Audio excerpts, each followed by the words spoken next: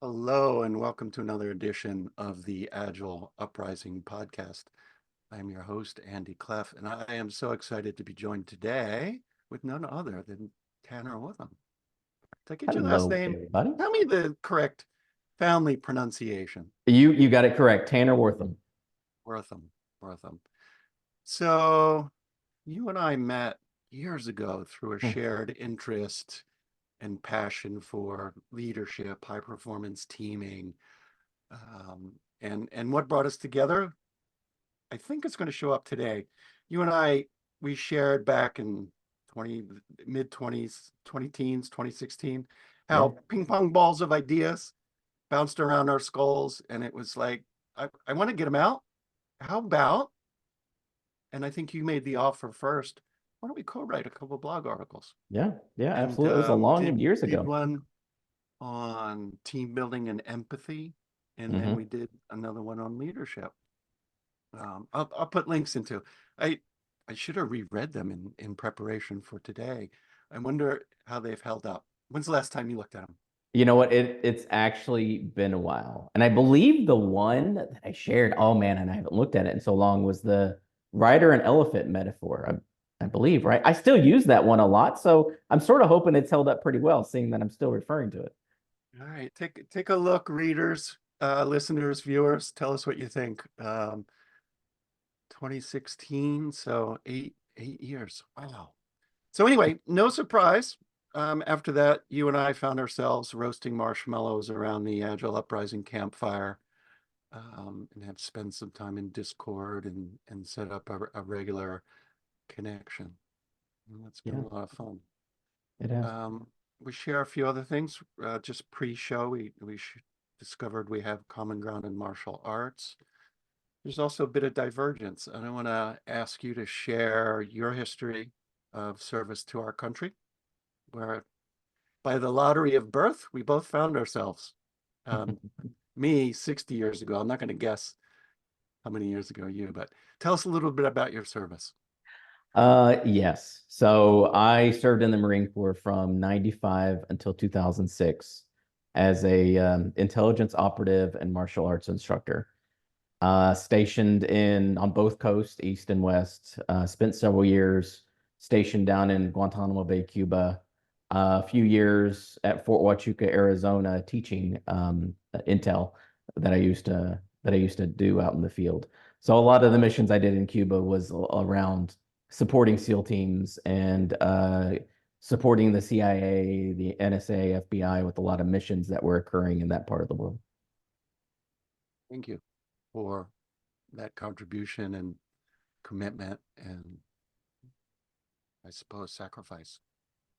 It was a good time. It was a lot of fun. It was a lot of fun, and I really feel in a lot of ways it propelled my career and set me up for the kinds of things I'm doing now. Yeah, and that was the seed of, hey, we should get together and chat. You're working on I think a talk that you want to submit to Tri-Agile county, out here in state. it's the triangle, research triangle. I moved out just last year from California out to Raleigh, North Carolina, where we live now. And yeah, I'm looking at a talk. The talk is titled something like what the Marine Corps taught me about being an agile coach. Well, let's keep that as a working title for today's chat and go improv and with a little bit of net of post production if we need it. That So, sounds good. so if you could give us the super high level um, bones of that talk, what are they? Yeah, there's three threads, and the talk is all jumbled in my head, but I've since sort of found three threads in it. One of them is the power of mistakes. The second one is the power of three, and then the last one is the power of uncertainty. I feel like each one of those three are things that I've taken away from the Marine Corps that I have found ways to apply as an agile coach. And I don't quite know exactly what that looks like yet, but I know it shows up in my work all the time. Interesting. So let's dive in. Let's take the first one, power of mistakes. Let's unpack that. Yes, the power of mistakes. One of the I'll start with the Marine Corps story, and then we'll find our way back to agile coaching in a moment. Um, One of the first things that I really started to get interested in around psychology and coaching was something that in the Marine Corps, what they call was the leadership reaction course. So they would wear you out. You would be tired as hell, and then they would put you in. You'd be in groups of about 4 or 5, and you'd be running around all day with these people, and each one would take a turn being in charge of your group for the leadership reaction course. And the course itself was kind of like, ever seen Wipeout on TV? Mhm. That old show? It's like that. You're gonna fall off, you're gonna fall in the water. It's inevitable. Guaranteed. And that was like the entertainment factor, right, of the show. Well, it was sort of the entertainment factor for the people who were grading us when we were doing these leadership reaction courses, these LRCs, was you're going to fail, you're going to fall in the water. They're giving you like some boards and some rope and some duct tape, and then you got to make it across these crazy obstacles to the other side. And it wasn't that they were watching you to see you succeed. They were watching you because inevitably you were going to fail, and they See, wanted to see how you as a leader reacted in those moments. it reminds me of some of the other things I've read about. Anybody who's watched the Blue Angels or have looked at them, they have the after action debriefing. And it Mhm. sounds like both of these are about developing that leadership mindset. You're not in the LRC. It's not the goal isn't to be the one across first because it's just Yeah, not possible. yeah, The same thing with the Blue Angels after action debriefing. Um, it creates that bond. It checks your ego at the door. Um, Total honesty. There's nothing to hide, right? You're all covered in blood, sweat, and mud. Um, and I guess the ultimate goal, and maybe the thread back to the power of mistakes, is continuous learning. If you never fail, do you really ever learn? yes. Do you ever stretch? So let's weave that together with leadership more in today's world of business agility, agile coaching. What do you see? There's strong Well, connections. you know what you bring to mind too is I've mentored a lot of people over the years, and one of the first things I always try to explain to them is I'm not good at the things that we're going to talk about. I've just screwed it up a lot more than you, and so I get to tell you about all these ways that I've failed. And I know for me, I had a boss once. This was when I was a scrum master for a small, scrappy startup out in Silicon Valley. And whenever I would make mistakes and we'd be in a one-on-one and he and I would be talking, I would say, I failed. And that language was my trigger to go, I know this sucks. I know I don't like it. But now that I have said the words, I now need to take the mindset of there's something here for me to learn. There's a way for me to grow. And what was funny about that, and the reason that always sticks out to me, is he always sort of railed against me saying I failed. You know, no, no, no, don't say that. I'm like, no, I want to say that. That's good for me to say because I need to say it in order to not just glaze right over it. And I've worked for some amazing companies over the years. I worked for LinkedIn, I worked for Salesforce. And I remember one day when I walked into a room at LinkedIn and I looked around the room and I realized I was the dumbest person there. Not in a way that's terrible, but in a way that was humbling. And I realized that what I was bringing to these brilliant minds is this notion that I knew how to fail. And they were so successful and they were so brilliant and they came with all these advanced degrees from all over the world, but they didn't know what it was like to fail. And when they did, they often obfuscated right over it so they could get back to their success.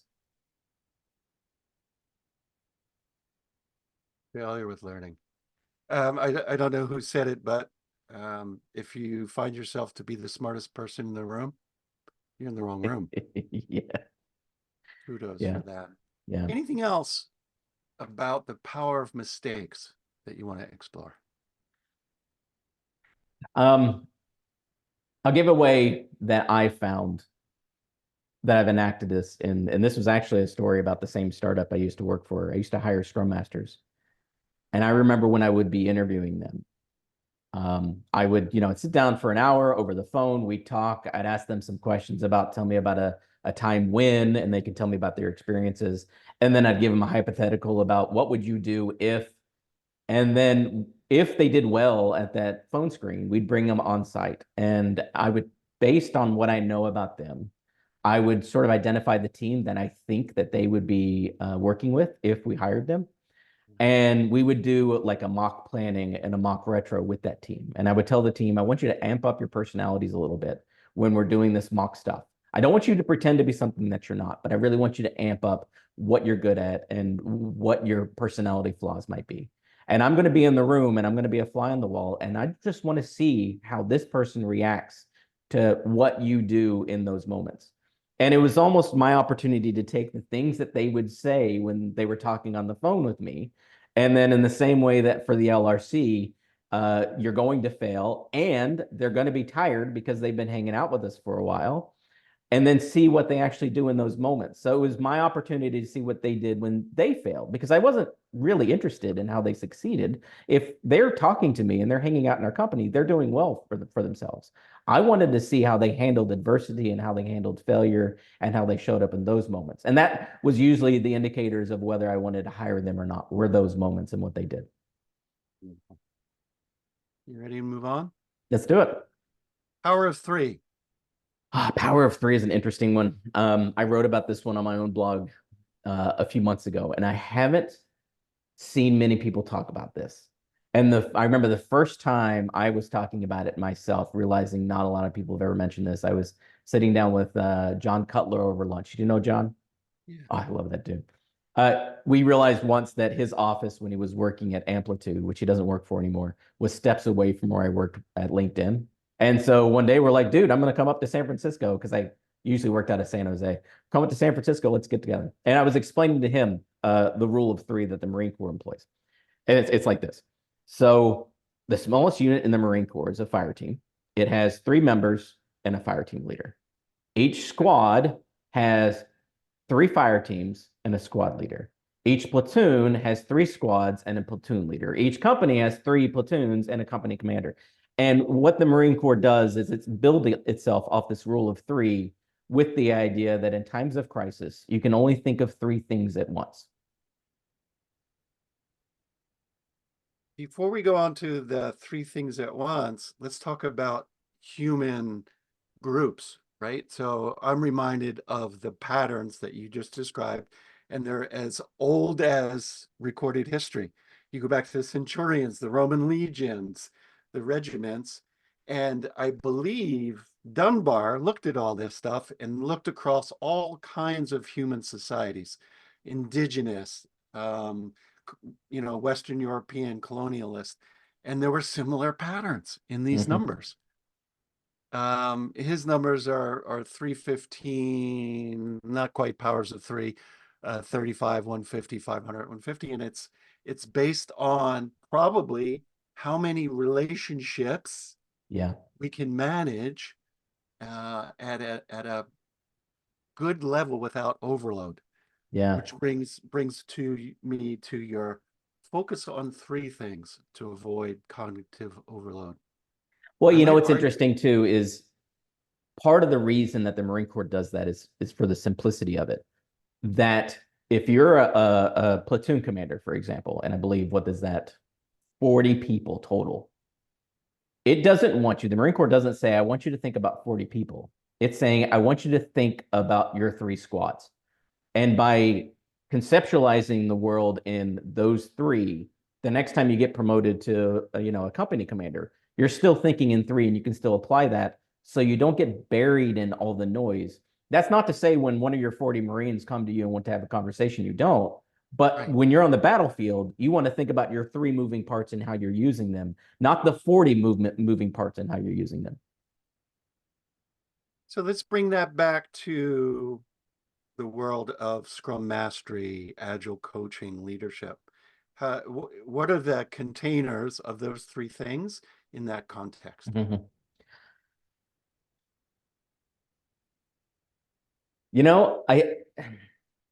I have an answer to this, but I feel like falls a little bit more into the bucket of the uncertainty. So I don't want to ruin the surprise yet. Okay, so But let I me take a think there's shot at it. something to be said here around this notion of like sprint goals and the amount of stuff in your backlog and the amount of things that are all important all at once. Or like a quote that I saw the other day was, when you don't know what's unnecessary, you don't know what's necessary. I like it. And if we take a look at a team that is working um, or attempting to work within Scrum, um, sprint goals, no more than three things. Yeah. Think about the product backlog, no more than three sprints worth. Otherwise, Yeah. it's wasteful. Go to teams of teams, epics. How many of us have tried to support a value stream of multiple teams, more than three, and at whatever planning time, it's like, okay, so what do you got? What are the three features? Oh, no, no, no, no, no. We have 100 features. And then Well, scale it to the next level about OKRs, or what are your pillars? I was looking at something recently where an organization was very proud about the pillars of customer experience that they were building. 23 or 23 CX principles are. And my thought was, wow, that's quite a cognitive load for anybody to absorb, to think about the journey. So the power well, of yeah, and I'll give you another one too. I mean, this falls into both of our spaces because we both love data. Is how many times have we seen organizations that just overwhelm themselves with the number of things that they're measuring or looking at? And you kind of forget about which ones are the important ones when you're looking at 20 of them. Does that link up to the topic you wanted to unpack next, the power of uncertainty? Because Not I quite, think, not quite. But I tell you what, before we move on, there is something yeah, that I know that I do that is in relation to top three. And I think it's a great tip. Um, I have what I call my weekly top three, where at the end of every week, I write down my top three accomplishments. hmm, And that way, whenever I lose sight of how well I'm doing, or whenever I want to have a pity party, or if you work in an organization where you've got to put together your own performance reviews, I can go back and look at all those things. And yeah, I know. And it's always private. I never let anybody look at it because there will be some weeks where I'll just go, this was just a crappy week and I didn't get anything done. And I don't even have three things. That's just the only thing I write. And that's been one of my ways to use the power of three. Another one, which isn't really related to three, but is related to overload, is what I call a meeting cap. Depending on the role, depending on the organization I was in, everybody's going to have a different number. But I would figure out what is the sweet spot for the number of hours I should be spending in meetings, and ah, then the number of hours I should have free time. Let's just say that that number is 4 hours a day. What I would then do is once I saw a meeting would get 4 hours of meetings, I would then block out that day, which then absolved me of the guilt of having to say no when someone booked me, because when they booked me, they knew I wasn't available. So that if they really needed me, I could talk to them. Maybe I go to their meeting and maybe I move another meeting out, or maybe I have an exception. But that's been one of the ways I know for myself I've managed overload and had control of my own calendar. did you fix my calendar? uh, What is your way? It's gotten increasingly difficult, and from personal and observational experience, particularly when we've gone hybrid or fully remote, the need to collaborate, communicate, etc., um, connect, and still have flow is mhm. a challenge many of us haven't quite succeeded. Um, I love David Marquet's approach to red time, blue time, where you sit down and like, great, we're going to schedule some time. Technically, it's a meeting because it's on our calendars. Is this red time, i.e., reduce uncertainty, reduce variability? I call it my GSD session. Are we Mhm. here to get shit done? And what is that? What is the list that we need to get done? Or is it blue time, blue sky, blue Mm. ocean? Embrace variability so that when we get back to red time, all that uncertainty, no, not all of it, a portion of that has been distilled to here's the next actions we need to take. Let's take them. Yes. And then we Yes. go back. And so it's back and forth and back and Yeah. forth. Yeah, and I'll give you one other thing too. I love that. It is Martin's book, and I can't remember Martin's last name, but the name of the book is Driving Value with Sprint Goals. He's got this notion in the book where he talks about sprint goals of the two kinds of planning. I think he calls them like anaconda planning and hummingbird planning. The anaconda planning is the one where you bite off everything and you fill up your whole sprint, and then there's room for nothing else. So if you want to do more, you either overload the sprint or you have to take something out and put something else in. And then you define your sprint goals with the anaconda approach. The other one is, and the hummingbird one, which is the one he prefers. Also, I'll say about the anaconda is that's also call that Tetris, where you're just trying to, fill in all the boxes so it looks full, which is a fun game to play, but isn't so fun in the workplace. But the hummingbird planning, I think, is the better one, where you know what your sprint goal is, you know what's important, you bring in some amount of work that you know is towards that sprint goal, and then through the course of the sprint, you add more stuff in. And some people would say, "Oh my God, don't do that because you're not supposed to bring work in mid-sprint." But the difference here is you're saying that the sprint goal is what matters for the sprint, not the all the work that you put in the backlog is what matters for the sprint. Yeah.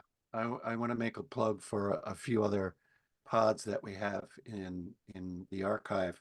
It is combining Kanban thoughts with Scrum constraints and embracing a desire for the power of flow over hitting some arbitrary target that we made when we knew the least, i.e. Yeah.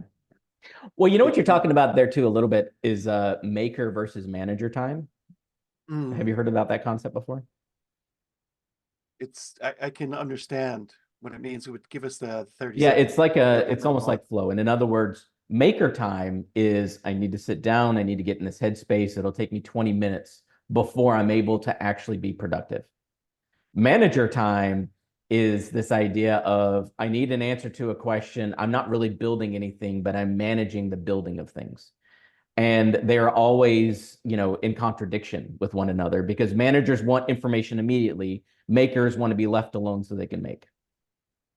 Yes. And in this remote first world, it's really become a challenge. I remember in the office, the makers began to put up defenses. They started with headphones, right? Yeah. And that didn't work when you got a shoulder tap from the manager. Like, could you tell me the status? I'm like, fuck, 3 hours just went out of my head. Yep. I had a colleague, shout out to you, Frank, who got the Harry Potter jelly beans. Remember that were Yeah. odd flavors, like, Yeah. you Terrible know, flavors. Some of them terrible. terrible. He had a bowl on his table, and anytime he was in maker time and somebody was in manager time and broke his stride, he'd say, "Take one." And they're like, "What are you talking about?" "Take one." And they'd be like, "Oh man, that tastes like shit." And they're like, "Yeah, that's the flavor. Now how can I help you?" And they're like, "What was that all That about?" is brilliant. I absolutely love that. "You just cost me," pull a number, 20% of my flow. And now, if you look at Slack, remember when HipChat came out and everybody's like, "I love it." Oh shit, I I hate do. it. And now it's Slack, and I have a personal vendetta to get rid of private DMs Mm. versus public. Even it could be the concept. It could be a private but group space where everybody needs to know is in there, as opposed to I DM you, you DM Mary, Mary DMs Jeff, and then I ask you, did blah blah blah, and 47 interruptions later, 3 people have broken their flow of maker time because I prioritize manager time over anything else. Yes, yes. However, I Brutal. will push back against at least some of that. It's the same thing with like meetings that we were talking about. People feel like they don't have control over their time. They do. It's just hard. In the same way that before I sit down with any of my clients. Like right now, LinkedIn is closed, Facebook is closed, my phone is on airplane mode. The only Yeah. thing I have is me and you. And I do that when I go into my own maker time, is I shut everything off. And that way nobody can find me. And when I'm Yeah. at home, except my wife can find me. But nobody can find me. And it works because I control that. And that's a powerful discipline, and it relies on working agreements, right?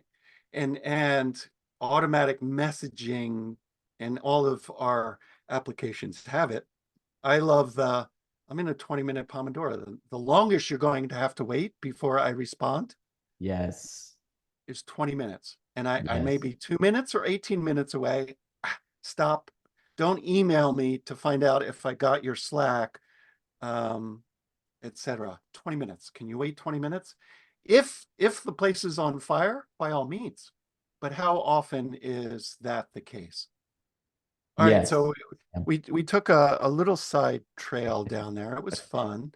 We Bring us did. back. Are we up to the third power? We are the power of uncertainty. And actually, there's a nice synergy between the power of three and the power of uncertainty, at least in the context of the Marine Corps. I talked about how the Marine Corps itself is built up from powers of three, where you have this huge upside down, I'll call it a pyramid, and it gets bigger and bigger and bigger. But then you got to find a way to get that information back down. And how the Marine Corps chooses to do that in a way that sort of embraces the uncertainty is through what's called a 5-paragraph order. And we don't need to talk about everything from the 5-paragraph order, but there are 3 things that it really elaborates on. Number 1 is, why is it important? What's important? And who's important? So again, why is it important? What's important and who's important? And what happens with that 5-paragraph order is it starts at the top and it works its way all the way down. And each leader of the organization is dissecting it. Now, let me give you an example of what that looks like. You have the platoon leader goes, all right, here's commander's intent. Here's the why. Here's why 2 levels above me or 1 level above me, this is a thing that has to get accomplished. Now I'm going to tell you what. First squad, here's your mission. Second squad, here's your mission. Third squad, here's your mission. And now I'm going to tell you who. First squad, you are the primary effort. So in other words, second and third squad, if something falls over with first, I'm expecting you to go and support them and ensure that that doesn't fall over. That is the most important thing that we need to accomplish. And by having those 3 pieces of information, what above wants, commander's intent, and then the mission, sprint goals, and then the who, they call it primary effort or supporting effort, then you know who can just drop what they're doing and then go support one another to ensure the most important things happen. And that cascades down to the squad leader, who then gives that same, well, not the same 5-paragraph order, but a different order, but dissected at their level. Again, the why, what, and who. I love it. I love it. It reminds me of other things that I've read and talked about. Again, I bring back David Marquet, the Turn the Ship Around. He's a Navy guy. I hope it's okay to bring him in with a Marine in the room. Is that okay? I'm not Okay. quite sure of protocol Thanks. here. And I brought Air Force in before with the Blue Angels, or are they Navy? See. But Marquet talks about decentralized leadership on the same thing, right? You know what the intent is, the mission, and who's doing what. But he brings in another element, that you have competence and clarity at the who level, or else as a leader, you're foolish in giving over control. And that was a big part of his self-learning as a leader back in the 1990s, when he took control of his sub, which was the worst performing. He's like, yeah, I'm the problem. I can see that. I need to figure out how to delegate control to the people closest to the decision that needs to be made in the minute, without it going up and back. Oh, the situation's changed. Oh, I gotta go back up and down. Yeah. So how in our work, whether it's teams of teams or at the org level, do we help confirm or reinforce the competence and clarity, so that the giving over of control is not a scary thing that could be release you to the world of gainful employment, whatever level you're at. Well, okay, yes, that's a great question. I mean, a few thoughts. Number one, you need your own version of an LRC. You put them in situations that are controlled, where failure doesn't cost you much. And then you identify your competency. For example, for me, it was the interview process where I would see them operate in front of a team. Or even at the team level, one of the things I know I've often coached people about is this notion of, well, I want the team to be autonomous. And I'm like, well, they can't just get there automatically. What you do is you give them a small void. You go, here's a hole I need you to fill. And it's a hole that you're safe giving up. And then you see how they react. And then once they fill that void, you then give them another void, and you continue to do so step by step by step. So how do you get there? How do you get to where, you're okay with this uncertainty? It's a little at a time. And it's by doing things that are risky, but nobody's lives are on the line, the LRC. You're doing a thing, you're learning how things feel and how they hurt when it's safe, so that when you're on the battlefield and getting shot at, it's going to be okay because you trained harder than the battlefield's ever going to be. So it really is about accepting some amount of risk, knowing that here's a person who might be competent, giving them something to play with, allowing them to fail or succeed, and sometimes even giving them something that's a little too big for them, but still safe for them to explore. I know as a Marine, the thing I was often told was good initiative, bad judgment. And in other words, I'm glad you did something, and now I want you to learn from it, and I'm going to coach you in this moment and tell you why it was a bad decision.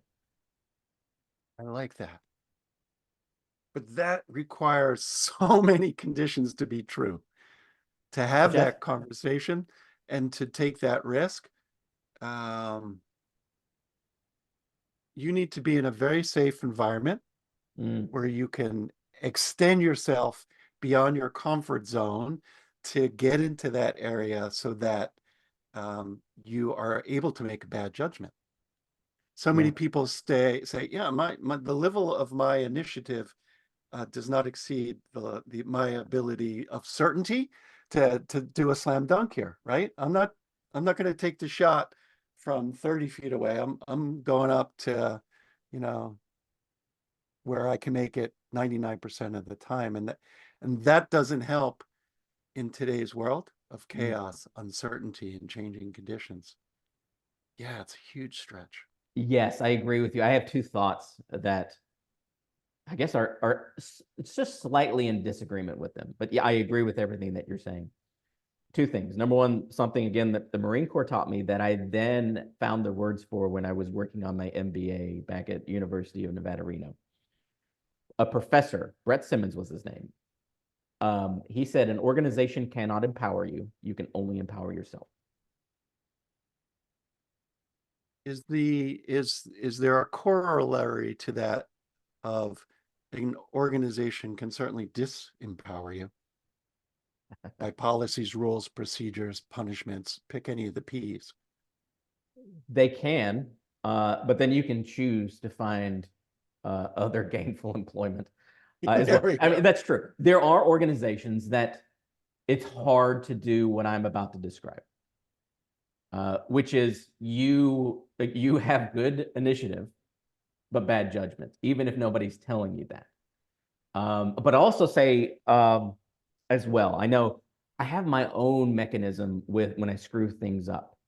And it comes from a silly little parable from years ago. It was this story of this king told three wise men, I want you to make me something that's going to remind me that everything's going to be okay. When I am successful, I need a thing that brings me back to center. When I am failing, when things are terrible, I need you to build me something that'll bring me back to center. And the three wise men sat down and they thought about it, and they gave the king a ring. And on that ring, it just said a very simple phrase, this too shall pass. And the idea is that when you are successful and you're crushing it, remember it's not always going to be like this. So enjoy those moments. And when you're failing and when everything sucks and when you feel sorry for yourself, that's okay, because this too shall pass and you'll find your way back to center. I myself, out loud, as silly as it looks, when I'm in those moments, both of them, I say to myself, this too shall pass. And again, that's my trigger to either go, all right, sulk a little bit, or all right, milk this for what it's worth, because it's not going to be here as long as you might like. I love that. And I think that's a wonderful way to wrap things up. Before I close out, is there anything else you want to drop in? Topic that we didn't cover, upcoming things? Yeah. I know I have these three threads for this talk that I've been preparing, and there's been a fourth one that's been showing up for me lately. And I don't even know if I want to violate this notion of I've got three and I talk about the power of three. Um, but there's another one that I've been toying with, the idea of the power of movement. That sometimes, even if you don't know what to do, it's more important that you just do something so that you can build some inertia, so that you can learn from it, and so that you can then pick the direction from there, even if the direction you started with was entirely wrong. And that notion came to me again from the LRC, this idea that if one of the leaders were given their instructions, saw their obstacles, went back to their group of five, and just stood there staring at the three boards and duct tape that they have and did nothing, that's even worse than giving some bad orders. And sometimes just the power of movement is enough to build a little bit of inspiration, a little bit of learning, a little bit of thought. So somewhere in either my three, or maybe this is a fourth, that story might show up. I love it. I love it. The power of movement. It reminds me of, I think it was Martin Fowler. There are only two hard things in computer science: cache and validation, naming things, and off by 1 errors. Yes. So by all means, get the power of three with an off by 1 hour. Hallelujah. See if people notice it. Well, thank you, my friend, for this wonderful conversation. It has been a great start to my day. Thank you to our listening or viewing audience, whether you're got it in your ears or eyes or both.